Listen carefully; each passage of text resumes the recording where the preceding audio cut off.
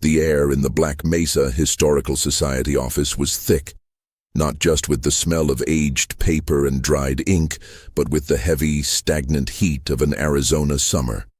Outside, the modern town of Black Mesa shimmered under the ruthless sun, a far cry from the unforgiving dust and wood settlement it had been in 1861.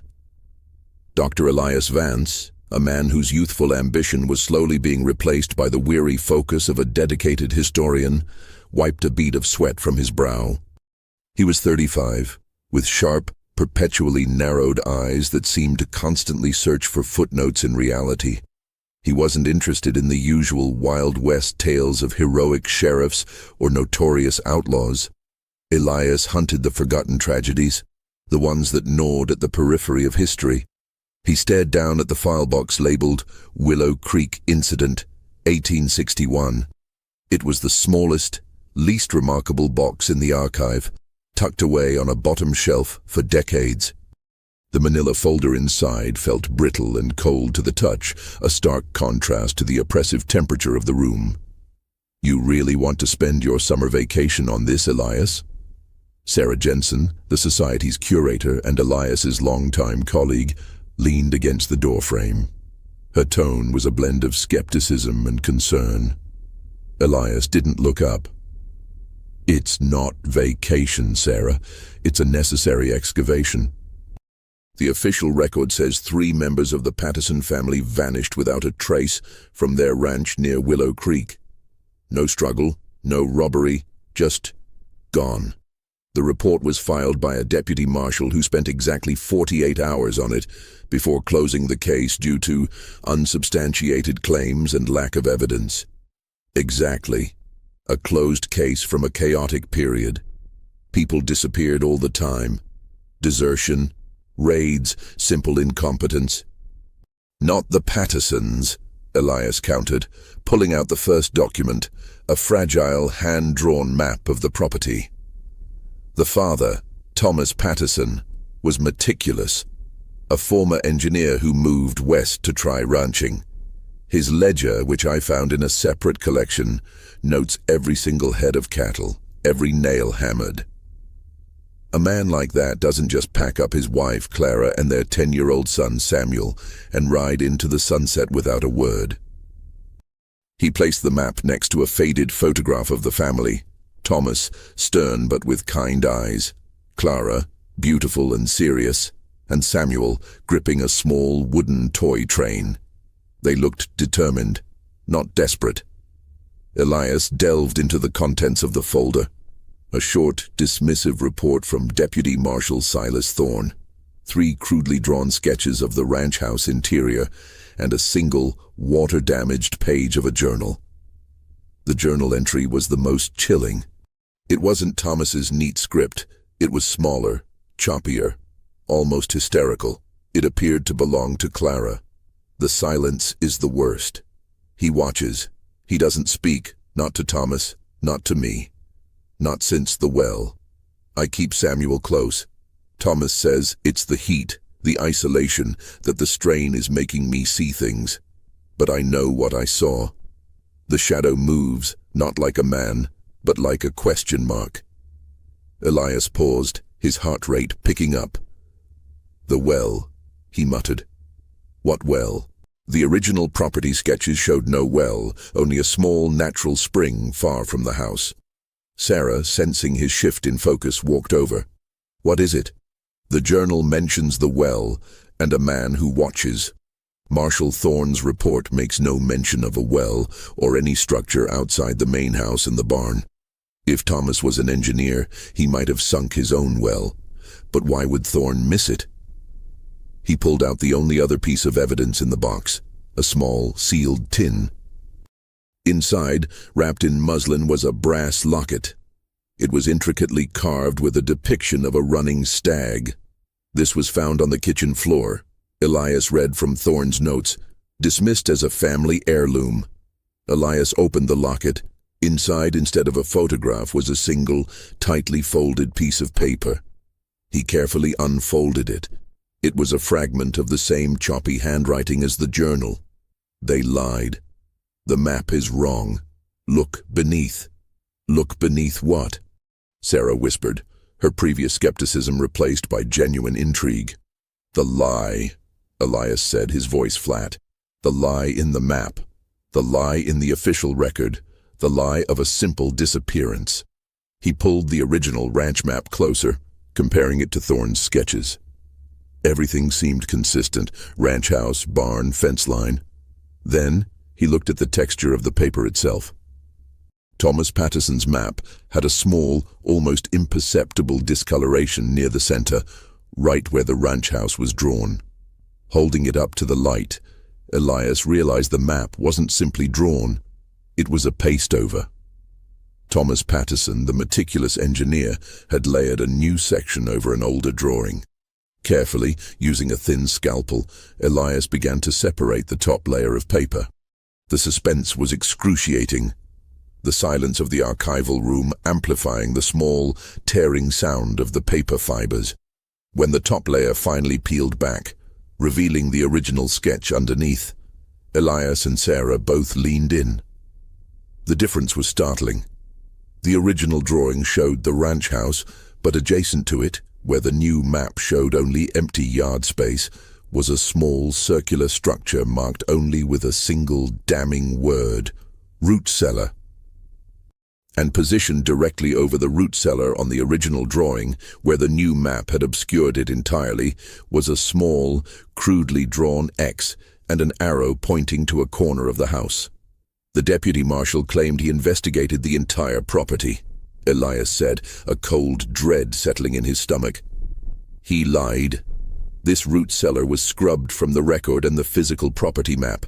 Someone didn't want it found. He looked back at the journal fragment. They lied. The map is wrong. Look beneath. The horrifying implication hung in the still air. The Pattersons hadn't vanished. They had been buried, and the official who was supposed to find them actively covered up the central location of their potential graves. Elias closed the locket, the polished brass chilling his palm. The case was no longer about a disappearance, but a premeditated lie, a cover-up, and a potential triple murder executed and buried not by an outlaw, but perhaps by the very system meant to protect them. The real horror of 1861, Elias realized, was not the wildness of the land, but the rot of human corruption. He stood up, grabbing the box. "We're going to Willow Creek. We have to find what's buried beneath that ranch, Sarah."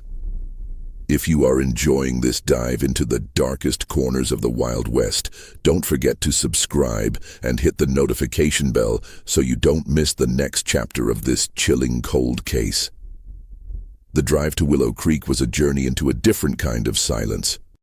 The landscape shifted from the beige suburbs of Black Mesa to true, untamed desert scrub, the highway eventually giving way to a pitted dirt road. Elias drove their rugged utility vehicle, the dust swirling behind them like a hesitant ghost. Sarah sat beside him, the physical reality of the investigation replacing her initial historical detachment. The map, now taped to the dashboard, served as a grim itinerary. The Patterson Ranch, now little more than a collapsing frame of sun-bleached wood, stood stark against the distant purple mountains. It was remote, exactly the kind of isolation that could swallow a family whole. "Look at this," Elias said, pulling the car to a stop 50 yards from the ruins. Thorne's report described the property as abandoned and sparsely maintained. But Thomas Patterson's ledger details the construction of a heavy-duty fence, a barn, and a complex irrigation system sourced from a spring 50 yards east. They got out. The oppressive heat hit them, a physical weight. The only sounds were the buzzing of flies and the crunch of their boots on the dry earth. The fence was mostly gone, the barn reduced to a pile of splintered planks, but the spring was there, a surprisingly clear pool surrounded by tough green growth. Elias walked toward the house ruins, consulting the original uncovered map. The X and the arrow pointed to the corner of what had been the kitchen, right where Clara's locket was found. The root cellar was supposed to be adjacent to that corner. If they tried to cover up the cellar, they didn't just stop recording it. They would have physically filled it in, Sarah observed, shielding her eyes. They found the location. The ground was visibly flatter, firmer, and unnaturally raised compared to the surrounding hard-packed dirt. It was as if a large, shallow mound had been carefully leveled and disguised by the shifting sands of time and Deputy Marshal Thorne's purposeful neglect. Elias started brushing the topsoil away with a small archaeology trowel. The dirt beneath was looser, a darker shade of brown, suggesting a break in the natural stratification. As he dug down, the trowel struck something hard, not rock, but something unnervingly linear. "Hold on," he said, clearing more dirt. He unearthed a section of what looked like rough-hewn, thick pine planks. They capped it. It was a functional root cellar, probably for storage. Then someone put a heavy wooden lid on it and buried it a few feet deep. The silence between them stretched, charged with the fear of discovery. The mystery wasn't if the cellar was there, but what was inside. They worked for nearly an hour, taking turns with a small folding shovel they kept for field work, slowly exposing the outline of the heavy timber lid. It was about 8 feet square. The work was brutal in the heat, each shovel full of dirt raising a cloud of acrid dust. As Elias reached the final corner, the shovel hit metal, a handle caked with rust bolted into the wood. He grabbed it and pulled. The sound was a horrific grating screech of wood against wood, like a coffin opening. A blast of fetid cold air rushed up from the hole. It was the smell of damp earth, decay, and something else. Something distinctly metallic and sickeningly sweet. Sarah recoiled, covering her mouth. "Oh God, Elias, It's sealed air from 1861, Elias finished, his own stomach churning. The cellar was dark, a black maw in the earth. He shone his powerful flashlight down. The beam cut through the darkness, illuminating a space roughly 10 feet deep. It wasn't full of jars or preserved food. The flashlight revealed a single, small, hand-built cradle overturned in the corner. Next to it, leaning against the damp earth wall, was the small, unfinished wooden toy train that Samuel Patterson had been holding in the photograph. The root cellar hadn't been an external storage room. It had been converted into a small, makeshift subterranean living space. Elias descended carefully, the wood groaning under his weight. The air was cold, preserving the details of a frantic last stand. Scratched into the dirt floor near the cradle, where a child might play, were dozens of small, crude lines, a child's desperate tally, maybe counting the days.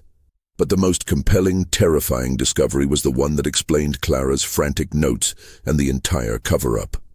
In the center of the dirt floor, directly under the beam of Elias's flashlight, was a large, square hole, roughly 4 feet by 4 feet, with a sheer drop. This was not a cellar floor. This was a lid. Elias looked up at the ceiling of the root cellar. He found what Thomas Patterson had done. He had built a secret second compartment underneath the cellar floor and disguised the opening with packed dirt, just as Thorne had disguised the cellar itself. The historian felt a terrifying certainty. Thomas Patterson had known he was in danger. He hadn't vanished. He had dug a second, deeper hole, a final, desperate sanctuary. "Sarah!" Elias called up, his voice echoing eerily in the confined space. "Get the rope. This thing goes deeper. And bring the camera. We need to document this second lie." The suspense was unbearable. The Pattersons had hidden, not run. And if they were hidden, what had they been hiding from? And where was the rest of the Patterson family?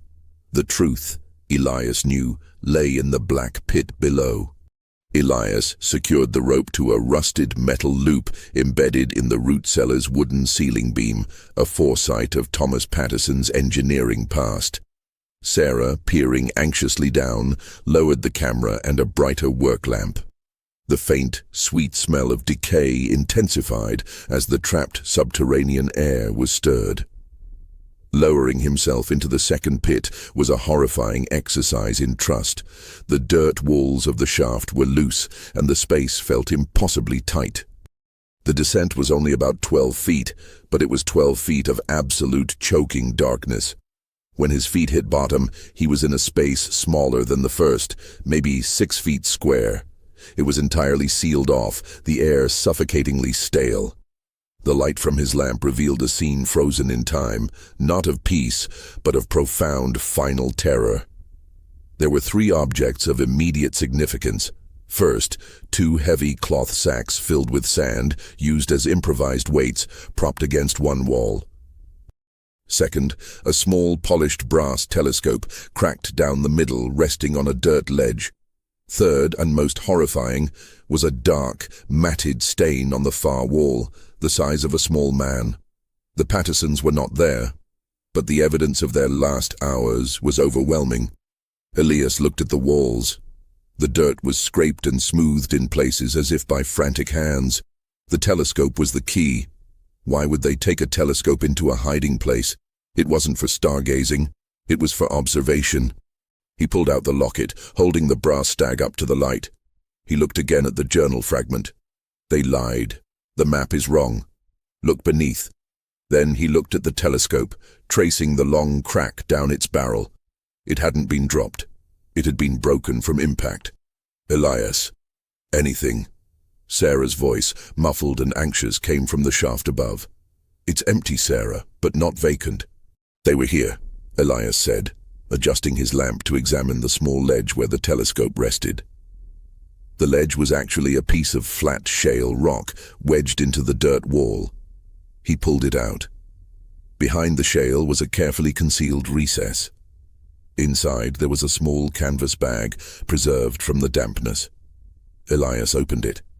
It contained 3 items: a small pile of gold dust, a few $100s in Confederate-era currency, useless now but valuable then, and a tightly rolled wax-sealed parchment. The currency and gold dust immediately suggested a motive. This was not a random disappearance or a simple crime. The Pattersons were carrying a significant amount of wealth, and someone knew it. He broke the seal on the parchment. It was Thomas Patterson's final, meticulous document, written in the engineer's tight, clear script. Thomas Patterson's final statement, dated October 12, 1861. If this is ever found, know that we did not leave. We were hiding. The man who came here was not a marshal, but a thief dressed in the badge of the law, Deputy Marshal Silas Thorne. He was not after our cattle, but our capital. I was entrusted by a consortium in the East to transport this wealth, avoiding the banking systems destabilized by the war. Thorne knew. He tracked us. When he arrived, he found me repairing the spring, the one he called the well, to mock me. He attempted to extort me. I refused. He left, claiming he'd return with papers to seize the ranch for unpaid taxes, a lie he intended to enforce with violence. We built this space in 3 days, fueled by terror. The observation scope was set to the ranch gate. The sandbags were to hold the trapdoor steady. We knew he would return. We had enough water for a week, and Clara's pistol. Elias paused, his mind reeling. The marshal was the monster. He continued reading the chilling final lines. He returned this morning. I heard the door splintering upstairs. We waited. The sound of his boots above us, searching, then the silence. He didn't find the root cellar, but he found Samuel's music box. Clara and Samuel are gone. I heard a muffled sound, then nothing. I waited hours. I checked the peephole. He was gone. I am climbing back up now to see what he took, what he did. I will not leave their fate unknown. If I am not here when you find this, it means I failed. I will take his badge with me, or his life. Pray for us. Elias felt a surge of horror and respect for the engineer. Thomas had written this, then climbed out, armed only with a desperate resolve, heading directly into the jaws of the killer. But the final piece of the puzzle lay at Elias's feet. He looked back at the small, square hole, the way the Pattersons would have entered and exited their final bunker. He shone the lamp on the edges of the opening. Embedded in the dry earth, right where a boot might scrape, was a sliver of cloth. Elias gently pulled it free. It was a thick, dark fabric, wool, the color of a Civil War-era uniform. And clinging to the wool, a small, corroded piece of thin, circular metal. It was a button, the kind used on a military or law enforcement greatcoat. The implications were devastating. Deputy Marshal Silas Thorne had not just covered up the disappearance, he was the killer. He had murdered the family, likely outside the house, buried the bodies elsewhere, and then spent time ensuring the evidence of their hiding was gone too. Elias put the documents and the button carefully into a modern specimen bag. He had proof of a triple murder and a century-old cover-up by a man of the law. He looked up at the shaft, a dark sense of satisfaction mixed with revulsion. "Sarah, I'm coming up. We found the story. It's time to find the bones." Back in the blinding sunlight, Elias and Sarah sat by the ruins, their adrenaline fading into a grim resolve. The reality of the corruption felt heavier than the desert heat. "A deputy marshal," Sarah repeated, shaking her head. "A civil servant, not a common bandit." "Worse than a bandit," Elias corrected. "A predator in disguise. He wasn't after gold. He was after easy money and total silence. He didn't just kill them.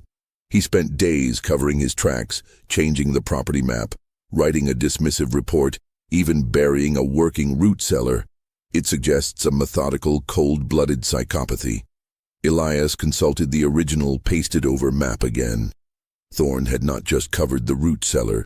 He had carefully placed the replacement drawing of the house so that one specific corner, the corner near where the locket was found, was emphasized. "Why the locket, Elias?" Sarah asked, holding the brass stag. "If he was meticulous, why leave this, and the journal fragment?" Thorne was sloppy in his arrogance, Elias theorized. He assumed no one would ever look inside the locket. The fragment says, "They lied. The map is wrong. Look beneath." Clara must have managed to scratch that note and hide it in the locket, leaving it right where he would find it, knowing he'd think it was a cryptic, meaningless note from a hysterical woman. But there was another detail that bothered Elias. Thomas Patterson's final note stated, he found Samuel's music box. The music box was mentioned in the ledger as a gift from Thomas to Samuel on his 10th birthday. If Thorne found the music box, he must have been searching the house before he killed Clara and Samuel. Elias mused. But why did Thomas only write Clara and Samuel are gone? Did he mean dead or taken? They turned their attention back to the landscape. If the Pattersons' bodies weren't in the secondary pit, Thorne had buried them somewhere else on the property. "The spring," Elias said, pointing to the small pool of clear water 50 yards away. Thomas mentioned Thorne found him repairing the spring, the one he called the well, to mock me. Thorne knew where the family got its water. A crime that depends on silence requires the removal of the evidence and the source of life. They walked to the spring. It was in a slight depression, a natural basin that captured rainwater and runoff. It was deep, about 15 feet across. Using their metal detectors, they began to sweep the ground around the spring. The silence was broken only by the sharp, intermittent static of the machine. After 15 minutes, Sarah's detector screamed, a loud, undeniable shriek of proximity to metal. She marked the spot, just 3 feet from the water's edge. Elias dug carefully. 2 feet down, he hit a large, flat slab of heavy sandstone. "A capstone," he breathed. "Someone intentionally covered something here." Working together, they managed to pry the heavy slab free. Beneath it was a small, roughly dug hole, approximately the size and shape of a human grave. The smell that escaped this hole was exponentially worse than the root cellar. It was the unmistakable, acrid stench of preserved human remains. Elias shone his light down. The hole was filled not with earth, but with a dark, oily material that had solidified slightly over time. Lime, used extensively in the 19th century to speed decomposition and suppress the smell of bodies, a grimly efficient form of sanitization. And visible in the dark, lime-caked pit were the undeniable, terrifying outlines of 3 sets of skeletal remains. 2 adult-sized, one small. The Pattersons. Elias felt a wave of dizzying relief mixed with profound sorrow. They had found them. The Pattersons were no longer a cold case. They were a recovered tragedy. But as Elias was preparing to take documentation photos, he noticed something glinting faintly in the lime near the smallest set of remains. He carefully reached into the pit and pulled out a small metallic object. It was a piece of cheap, mass-produced tin whistle, the kind a boy might keep in his pocket. It had been bent and crushed, but it was indisputably Samuel's. And wrapped tightly around the middle of the whistle was a thin, silk ribbon, a bright, almost aggressive blue, entirely out of place in the dark pit. It wasn't the kind of ribbon a 10-year-old boy would wear or own. Elias's mind raced. Why a ribbon? And why was it attached to the child's last toy? He turned it over. On the underside of the whistle, barely visible beneath the caked lime, was a single, tiny, etched symbol, a stylized T with a line through it. Thomas Patterson had not been the last one to die. Something else had happened after he wrote his note. The blue ribbon was a signature, a chilling piece of evidence left intentionally by the killer, Silas Thorne. "We have to go back to the archives," Elias said, his voice strained. "The name Thorne is too common. We need the rest of his history, his family, his military service. We need to know where the blue ribbon comes from and what that stylized T means. This wasn't just a robbery. It was a personal act of terror." Elias and Sarah returned to the Black Mesa Historical Society with the weight of the Willow Creek tragedy pressing on them. The recovery of the Pattersons' remains solidified the crime, but the blue ribbon and the etched T on the whistle introduced a disturbing layer of personal motive. The T on the whistle, the T in Thorne, Sarah mused, setting up their research materials. It's too obvious to be his name. It must be a specific insignia. Elias focused on Silas Thorne's official record. The official report was terse. Deputy Marshal appointed June 1861, resigned November 1861, reason, health. A period of only 5 months. The Pattersons were murdered in October, meaning Thorne resigned almost immediately after the cover-up. Elias found a reference to Thorne's prior employment. He had served as a quartermaster in the Union Army briefly before the war intensified, discharged due to physical infirmity. "Quartermaster," Elias muttered. He handled supplies, logistics, inventory. He was meticulous like Thomas Patterson, and he was discharged. Why? They located a microfiche file related to the quartermaster post. Thorne's discharge was not due to injury, but due to disciplinary action, a notation of theft and intentional misdirection of supplies for personal gain. He was a known criminal, but his past had been scrubbed and replaced with the health excuse to secure the deputy marshal position in the chaotic early days of the Civil War. He used the war as a smokescreen, Sarah said, horrified. He was a confidence man who traded up to a badge, knowing he could get away with anything. Elias shifted his focus to the brass locket stag. He recognized the intricate, non-native carving. The stag is the key to the gold. Thomas Patterson was from New England. The stag is a symbol of a particular merchant consortium that operated during the Civil War, known for smuggling gold out of New York before the blockades tightened. He found the link. The Pattersons weren't just settlers. They were carrying the consortium's wealth, disguised as personal capital, a fortune that Thomas, the meticulous engineer, was tasked to deliver safely to a contact in Arizona. Thorne, the disgraced quartermaster, must have overheard or intercepted a piece of communication about the transport. The motive is clear: immense wealth, Elias summarized. But the blue ribbon and the T aren't about money. They're about control and psychological terror. Sarah found a small handwritten footnote in Thorne's discharge papers. It was a complaint from a superior officer. Thorne's obsessive need for order and quiet control is deeply disturbing. He left a signature on any task, no matter how small or ill-gotten. A twisted form of pride. Elias searched historical databases for common symbols or insignias related to the period. He focused on the T with a line through it. "Look at this," Sarah gasped, pointing to an old advertisement for a defunct southern textile mill from the 1850s. The ad featured a specific product line, the True Blue collection of fine silk and wool textiles, marketed as the highest quality.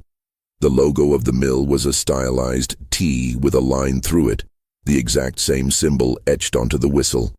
The brand's most distinctive product? A brilliant, almost shocking shade of blue ribbon used to tie bolts of cloth. The mill's name was Taggart Textiles, Sarah continued, reading the ad. They produced the ribbon Thorne tied around Samuel's whistle. But why? Was he from Taggart? Elias dug into the Taggart family history.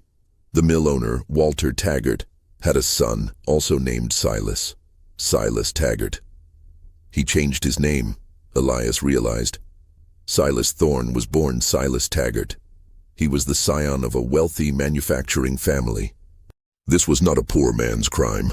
It was a rich man's perverse act of calculated destruction. The implications were profound.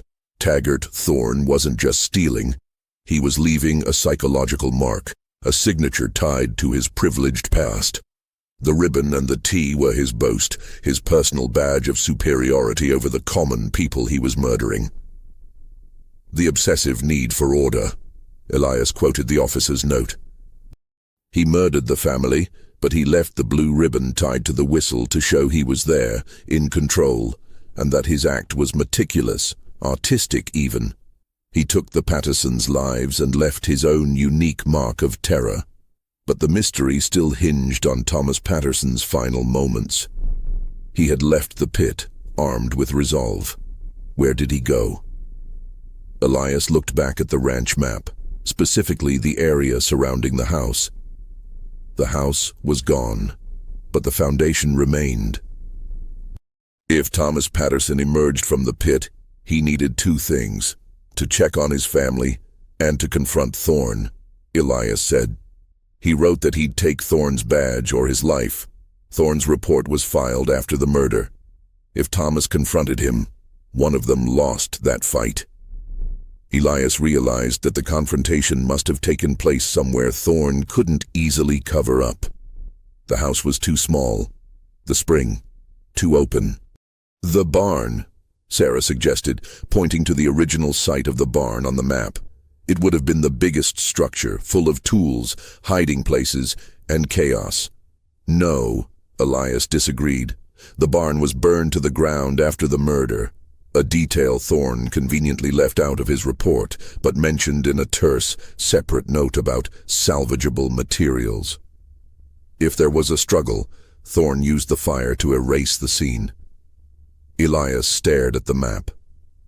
The only remaining detail that seemed odd was the natural spring. Thomas Patterson called it the well. Thorne had mocked him for it. He returned to the journal fragment. The silence is the worst. He watches. He doesn't speak. Not to Thomas. Not to me. Not since the well. The well is not the murder site, Elias said slowly. It's the catalyst, the scene of the first confrontation, where Thorne revealed his true self to Thomas. But what if the music box is the key to where Thomas went? Elias retrieved Thorne's report. He flipped through the blank spaces, the hastily scribbled margins. On the back of the final page, a small, nearly invisible charcoal sketch. It was not of the ranch or the family. It was a crude but unmistakable sketch of a music box. And next to it, the single chilling word, hollow. Thorne didn't just find the music box, Elias said, his voice barely a whisper. He found something inside it. The sketch of the music box with the word hollow brought the mystery back into sharp focus. Silas Thorne hadn't just searched the Patterson house. He had found a secret compartment within Samuel's toy. The question was, what was hidden there, and how did it lead to Thomas Patterson's final moments? Elias and Sarah spent hours poring over Thomas Patterson's detailed ledgers, looking for any mention of the music box beyond its purchase. Finally, Sarah found a single cryptic entry dated just weeks before the Pattersons' arrival at Willow Creek. Hidden, $500, second insurance, MB key, train whistle. The true safe is in the east. Second insurance, Elias breathed, tapping the entry. Thomas was an engineer. He planned for disaster. The consortium's gold dust was the main capital, but he kept an emergency cash, $500, a significant sum, hidden inside the music box. It was insurance against robbery. The mention of the train whistle as the key was critical. It meant the music box had a spring-loaded or locked compartment, opened only by a specific tool or motion. The crushed tin whistle found with Samuel's remains was not just a toy. It was the key that Thorne had used or destroyed. Elias pieced the scenario together. Thorne finds the music box, realizes it's locked, perhaps hears the sound of the tin whistle nearby, and then uses it to spring the lock. He finds the $500, but more importantly, he finds the entry. The true safe is in the east. Thorne didn't get all the money. Thomas Patterson had delivered the bulk of the consortium's wealth before settling at Willow Creek, leaving only the $500 as a decoy. Thorne, the man obsessed with total control, was denied the full prize. This realization would have driven his rage and led to the final, horrifying confrontation. Thorne killed Clara and Samuel to eliminate all witnesses and ensure Thomas couldn't reclaim the $500. Sarah concluded grimly. But Thomas's note says, "I will take his badge with me, or his life." Thomas was going after the gold and his vengeance. Elias returned to the idea of the natural spring. It was the only part of the property that Thorne hadn't entirely burned or buried. It was an essential source of water, and Thomas, the engineer, was preoccupied with it. "Think like Thomas Patterson," Elias instructed. "He leaves the pit.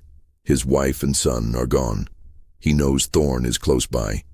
He needs to fight, but he also needs to leave an undeniable clue that will implicate Thorne, one that will last longer than a fire or a shallow grave." Elias looked at the original map, where Thomas had drawn a circle around the spring and labeled it the well in parentheses. Thorne called it the well to mock him, Elias repeated. If Thomas knew he was going to die, he would use that mockery against Thorne. He wouldn't just leave a note. He'd leave a physical symbol of the marshal's corruption, something only an engineer would think to build. They drove back to the ranch site, the sun now dipping toward the horizon, casting long, menacing shadows across the desolate plain. At the spring, Elias studied the ground again. The surrounding soil was hard-packed clay, ideal for preservation. He took the metal detector and swept it directly over the grave, now covered by the sandstone slab. The detector screamed again, a high-pitched, steady tone. "It's not the skeletons or the whistle," Elias realized. "That metal is deeper and larger. We only dug down to the remains." They reopened the grave and began to dig carefully beside the remains, avoiding any disturbance to the fragile bones. After a foot of dark, humid clay, the shovel struck a hard, square object. It was a small, tightly sealed metal box, roughly the size of a shoebox, heavily rusted but intact. Thomas Patterson had buried his final testament beneath the graves of his family. Elias used a pocket knife to pry the lid open. Inside, nestled on a bed of dry, preserved straw, was a collection of items, each a physical testament to the crime and the engineer's final genius. 1. Deputy Marshal Silas Thorne's badge, rusted brass, but unmistakable. 2. The blue ribbon, a piece of the same Taggart textile blue silk tied into a small defiant knot. 3. A small vial of liquid. The stopper was a cork, sealed with wax. The liquid was dark and viscous. 4. A hand-drawn blueprint, the final meticulous sketch drawn by Thomas Patterson. The blueprint showed a detailed cross-section diagram of the Willow Creek spring. At the bottom of the spring's basin, Thomas had engineered a small, stone-lined cistern, a secret reservoir meant to catch the cleanest water. But the final line of Thomas's diagram was the most chilling. Contamination point, direct feed from the surface. The water is tainted. The small vial of dark liquid had a label, poison, rat. Thomas Patterson hadn't just tried to confront Thorne, he had engineered a final devastating trap. He had poisoned the spring, knowing that Thorne, who needed a reliable source of water in the desert, would eventually return to it. The final entry on the blueprint's margin, written in a shaky, fading hand, was Thomas's final defiant epitaph. He took my life. I took his sustenance. Let his final thirst be his justice. Thomas Patterson, in his final, desperate act, had chosen the engineer's way to vengeance. He had guaranteed that Silas Thorne would die not by a bullet, but by a horrifying, slow and internal act of terror, drinking the only water available, the water he thought he had secured. The blue ribbon and the badge were Thomas's proof, his way of declaring that he had taken the killer's life and his mark of authority. But the suspense wasn't over. If Thomas poisoned the spring, how did Silas Thorne die? Thorne's official record simply noted a resignation. The marshal's death, Elias realized, must have been a hidden final chapter of this cold case. Elias stood by the open metal box, the evidence of Thomas Patterson's final, terrifying justice laid bare. The poisoned spring explained the true fate of Silas Thorne, a slow, agonizing death by thirst and poison in the desolate expanse of the Arizona Territory.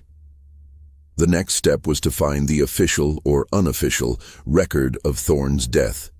A man in his position, even if disgraced, would not simply vanish. Back at the archives, Elias and Sarah began searching the period records immediately following Thorne's November 1861 resignation. The Civil War had just begun in earnest, and record-keeping was chaotic, making any cover-up easy. They focused on land deeds and tax records in the area surrounding Willow Creek. They were looking for an unexpected transfer or sale of land close to the Patterson Ranch, a place where a desperate, poisoned man might seek refuge. In the early 1862 records, they found a small, isolated piece of property transfer, 10 miles east of Willow Creek, near a tiny, defunct settlement called Dry Fork. The land was deeded to a Mr. John Vance, a common name, but the handwriting on the deed was identical to the tidy script of Deputy Marshal Silas Thorne's official report. He bought land in a desperate hurry, Sarah observed, pointing to the date. December 1861, a month after his resignation, a month after he drank the poisoned water. He was trying to survive, Elias concluded. He knew he was poisoned, but he didn't know Thomas Patterson had poisoned the only reliable source of water nearby. He fled Willow Creek, not because of guilt, but because of the terrifying realization of internal rot. The suspense intensified. Did Thorne die alone and mad at Dry Fork? Elias located the 1862 land survey map for Dry Fork. The only structure marked on Thorne's purchase plot was a small stone-walled cabin, built by a previous prospector. They drove to Dry Fork. It was even more desolate than Willow Creek, a ghost town that never truly lived. Thorne's cabin was a single squat structure, its stone walls resisting time better than the wood of the Patterson Ranch. The door was long gone, the interior open to the elements. The place reeked of dust, but beneath the dust, Elias caught a faint, persistent whiff of decayed organic material. The same metallic, sweet smell from the Willow Creek pit, but drier, older. The cabin was bare, save for one object, a heavy wrought-iron safe built into the stone wall. The safe was crudely covered with a canvas drop-cloth, which had preserved its surface from the worst of the elements. It was not locked. The door hung ajar. Inside the safe, there were no gold bars or jewels, only a single dark object. the music box that belonged to Samuel Patterson. Elias gently took it out. It was a beautiful, small, wooden box, badly damaged by the heat and dryness. Thorne had kept it, not for sentimental reasons, but because it represented his failure and his crime. It was his trophy and his personal hell. He opened the music box. The tune was long forgotten, but the inner mechanism was exposed. Thomas Patterson's hollow compartment was still visible. Thorne hadn't just used the tin whistle to find the $500. He had brought the music box with him, obsessed with the idea of what else Thomas Patterson might have hidden. But the final twist was written on the inside lid of the music box, not in Thomas's precise hand, but in the sprawling, frantic, and barely legible script of a man dying in agony. "The water. It burns. The engineer." He laughed. He hid the key. "The true horror is, I deserve this. The blue Taggart, my damnation. The well is not a lie. The well is the truth." Silas Thorne had not died a quiet death. He had died realizing the perfection of Thomas Patterson's vengeance. The engineer had poisoned him and then forced him to carry the final symbol of his crime, Samuel's music box, to his place of death, where he spent his final days writing his own confession inside it. Elias put the music box down. The horror was complete, but the mystery of the truth of the well still lingered. "The truth of the well," Sarah repeated, staring at the confession. What did Thorne mean? That Thomas was right about the spring being a well? Or that the water itself was the key to more than just the poison? Elias looked at the music box and the confession. Thorne mentioned he hid the key. He wasn't talking about the train whistle. He was talking about a key to the full location of the consortium's wealth, the wealth he never got. Thomas Patterson had won, using his superior intellect to inflict a slow, agonizing psychological and physical punishment. The full terror of the cold case was the meticulous, non-supernatural cruelty of a wronged man seeking justice. The case was solved. The Pattersons were found, the killer was identified, and his death was documented. The silence of the desert was finally broken by the true, horrifying history. If you've been gripped by the chilling journey through this historic cold case, remember to subscribe and hit that like button. Every chapter brings us closer to the dark, human heart of this terrifying true story. The discovery of Silas Thorne's final confession inside the music box provided the definitive, horrifying conclusion to the 1861 case. The mystery was solved. Silas Taggart, alias Deputy Marshal Silas Thorne, murdered the Patterson family for their wealth and died a tormented death by engineered poison, a precise and merciless vengeance carried out by Thomas Patterson. Elias and Sarah spent the next week meticulously documenting the finds, the remains at Willow Creek, the hidden safe, the music box, and the final statement. They informed the modern-day Black Mesa Sheriff's Department, who, after initial skepticism, were forced to acknowledge the historical evidence, agreeing to proceed with a historical homicide investigation and the proper retrieval of the Pattersons' remains. The Historical Society office became a hub of grim activity. Elias was hailed as the historian who solved the ultimate cold case, but the feeling of triumph was muted by the pervasive sense of human depravity.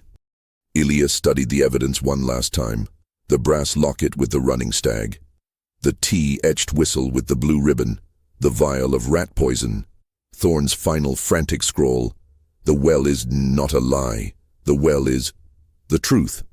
"The confession is clear, Elias," Sarah said, reviewing the transcript. "Thorne was delirious. He meant the truth was the poison, the revenge.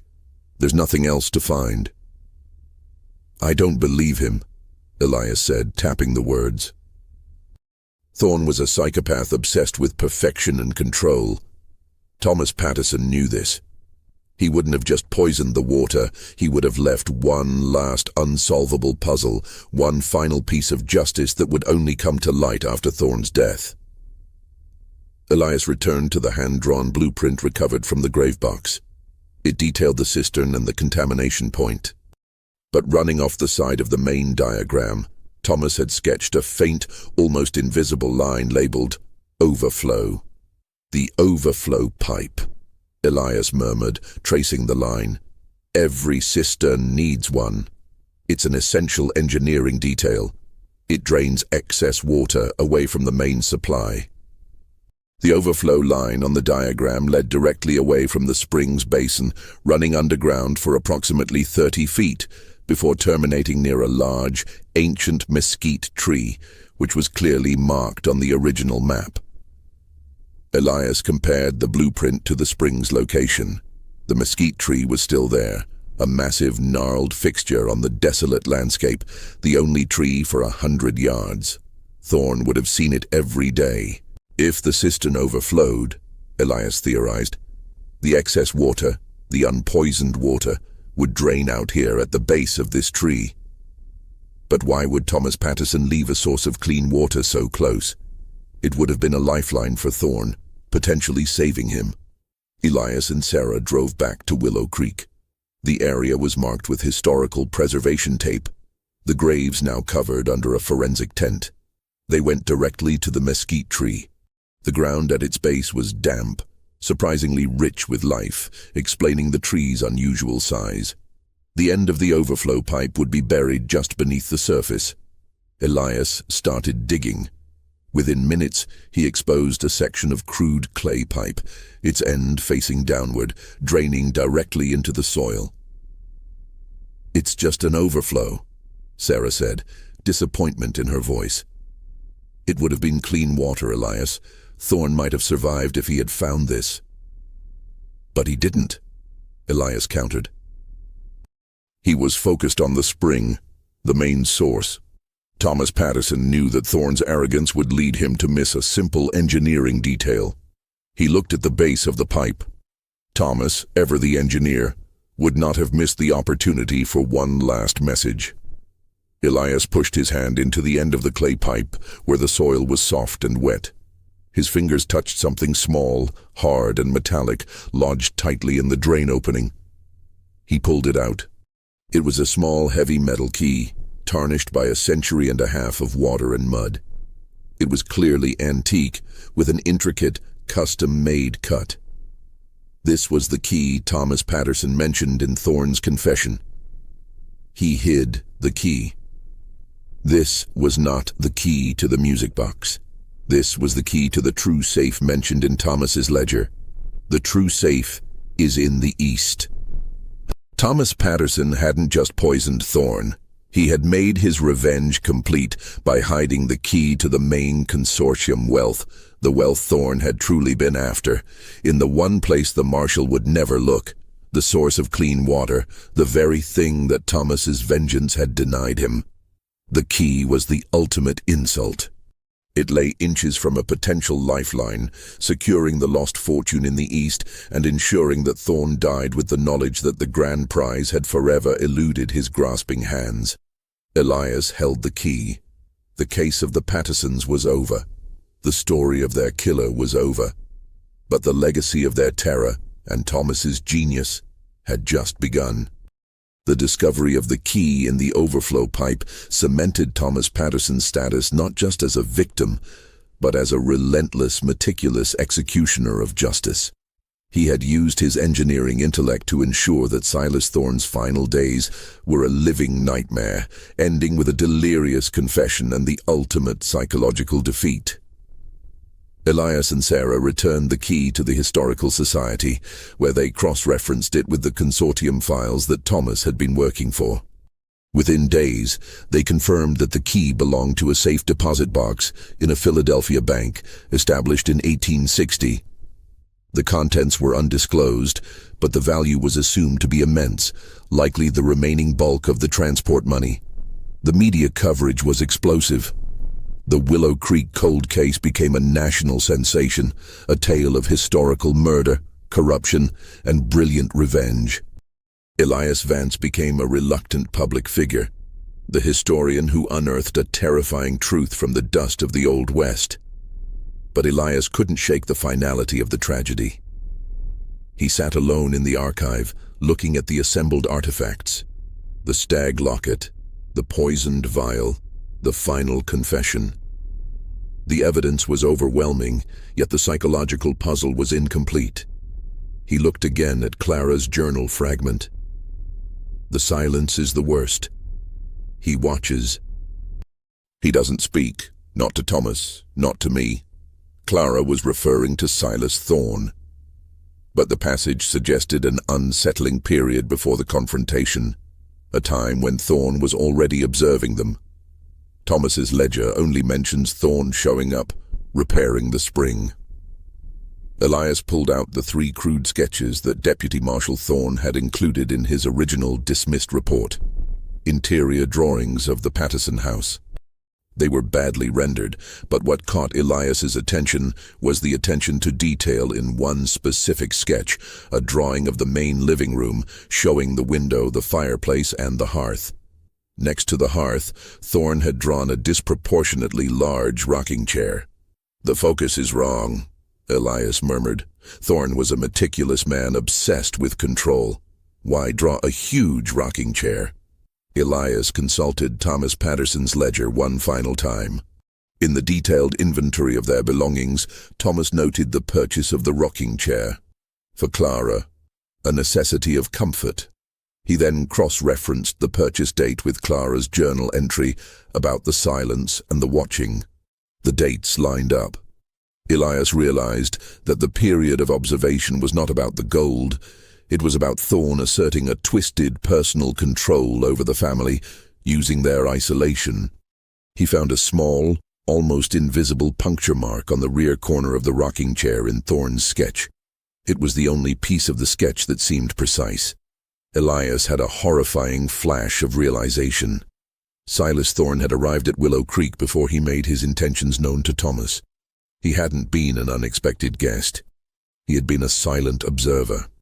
Thorne, the man obsessed with order, had found a way to watch the family unseen, confirming the location of their wealth and enjoying the power of his impending terror. The rocking chair. Elias remembered the heavy cloth sacks filled with sand in the root cellar, the improvised weights used to hold the trapdoor steady. Thomas Patterson, the engineer, wouldn't have just made sandbags. He would have used what he had. Elias called the forensics team still at the Willow Creek site. He asked them to look closely at the remnants of the rocking chair near the foundation. An hour later, the call came back. The voice of the lead technician strained with disbelief. "Dr. Vance, we found a section of the rocking chair's backrest. It's custom built. There's a small, perfectly cut hole in the back, the size of a rifle barrel, and the inner supports were hollowed out and filled with sand. It looks like the sand was later emptied. The pieces fell into place with a sickening finality. Silas Thorne had arrived, posing as a friendly but distant traveler. While Thomas was out working on the spring, Thorne, the former quartermaster, had used the tools at the ranch to secretly convert Clara's rocking chair into a custom-made observation and sniper's perch. He filled it with sand from the property to steady the chair, sat in the main room, and spent days watching the family through the tiny hole, confirming their routine, their wealth, and their increasing psychological distress. The sandbags in the root cellar were not just weights. They were the sand from the rocking chair, transferred by the frantic Thomas Patterson when he realized the terrible truth of the chair's purpose. The horror was not a moment of violence. It was the psychological degradation of being silently observed for days, a slow burn terror that had driven Clara to near madness and Thomas to desperate action. The climax was not the murder, but the realization that their comfort, Clara's sanctuary, the rocking chair, had been the weapon. The discovery of the rocking chair's dark purpose was the final, devastating punchline of Silas Thorne's calculated psychopathy. The entire crime was predicated on an act of prolonged psychological terror, designed to break the Pattersons before the final physical attack. Elias returned to the Black Mesa office, placing the file box on his desk. The case was now fully reconstructed, a masterclass in human corruption and meticulous, engineered vengeance. Silas Thorne, the killer, obsessed with control and wealth. Used his quartermaster skills to fashion a sniper's perch, the rocking chair, to watch, terrorize, and confirm his crime details, using the Taggart blue ribbon as his perverse signature. Thomas Patterson, the Avenger, used his engineer's mind to hide the family, the root cellar, conceal the main wealth, the key in the overflow, and deliver the ultimate justice, the poisoned water. Clara and Samuel, the victims, subjected to a terrifying silent observation that led to their demise. The Historical Society's findings were presented to the public. The press focused on the sensational details, the poisoned water, the confession, and the sniper's chair. The bodies of the Pattersons were finally moved to a local cemetery, ending their 164-year exile in the desert earth. Weeks later, the Philadelphia safe deposit box was opened under legal supervision. It contained a significant cache of gold, bonds, and most importantly, a detailed, notarized letter of instruction from Thomas Patterson to the consortium. The wealth is secure. The marshal is a dead man by my hand and my design. I leave this final note to ensure that his family, the Taggart Textiles owners, are never allowed to touch a dime of this. Let the fate of their son be their eternal unspoken shame. Thomas Patterson's vengeance was total, physical, psychological, and financial. He had not only killed his murderer, but had also engineered the ruin of the Taggart family reputation and bankrupted their ill-gotten legacy. Elias sat back, closing the dossier. The physical case was closed. The emotional residue, however, remained. The real horror of the Wild West was not the unknown monster in the mountains, but the meticulously planned cruelty of a corrupt man of authority. Sarah walked in, carrying 2 mugs of coffee. They found a buyer for the Willow Creek property, she said quietly. It's going to be a protected historical site now. Good, Elias said, looking at the faded picture of the Patterson family. He knew the story would fade again, the sensational headlines giving way to new dramas. But the artifacts, the locket, the button, the music box, would remain. He picked up Samuel's locket. He looked at the tiny, faded note again. They lied. The map is wrong. Look beneath. They didn't just lie on the map, Sarah, Elias said softly. They lied about the nature of the West itself. The terror wasn't the dust or the outlaws. It was the badge, the uniform, and the human mind capable of turning a simple rocking chair into a perfect instrument of silent psychological terror. Elias realized that the cold case was a warning, a chilling reminder that the greatest capacity for horror does not come from the impossible, but from the methodical, calculated evil that hides in plain sight, using the trust of society to enact its most meticulous, unforgettable crimes. He placed the brass locket gently back into the box, sealing the truth back into the archive, no longer a mystery, but a permanent, terrifying testament to the most horrifying cold case buried in Wild West history.